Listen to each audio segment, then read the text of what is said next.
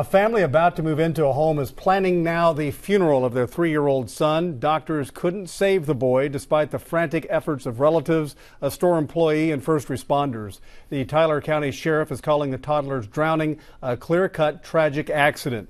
KFDM's Haley Boole is investigating. She joins us now in the studio to explain what happened and how others worked desperately to help. Haley? Greg, the events began unfolding at about 2:45 yesterday afternoon.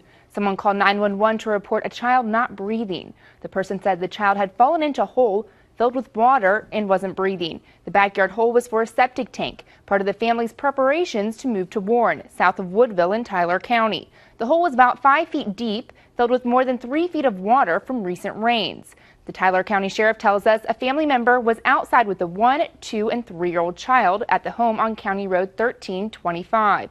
The relative took the 1-year-old inside, then came out, only to discover the 3-year-old boy missing. Family members found the child in the water-filled hole.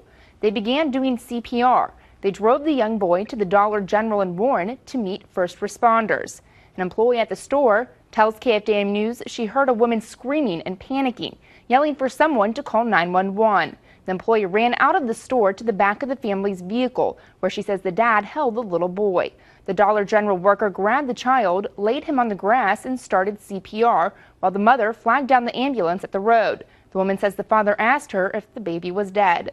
The employee told him, quote, "I don't know. I think so, but I'm not going to give up. I'll keep giving it CPR until the ambulance gets here." Emergency medical services took over. They did CPR and rushed the boy to the Tyler County Hospital. Doctors pronounced him dead at 3:45, only 1 hour after the call for help. It's a shame, that had to happen. They had his whole life ahead of him, now it's cut short. From what all I understand is that they were new to the area, and so a lot of the people here in Warren are getting together, getting food for them, getting anything that they need that we can help them with. Even though we may not know the people involved, just to know that we have that Warren family feeling, that if one suffers, we all suffer with it. The sheriff's office is investigating, although it says the death is a tragic accident. By law, because this involves the death of a child, they must call in Child Protective Services.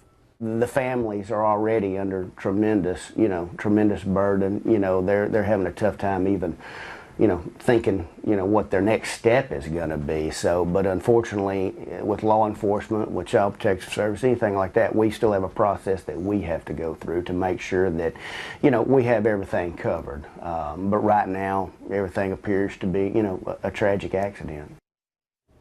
A judge has ordered an autopsy. Investigators aren't releasing the child's name until they notify other close family members outside of Texas.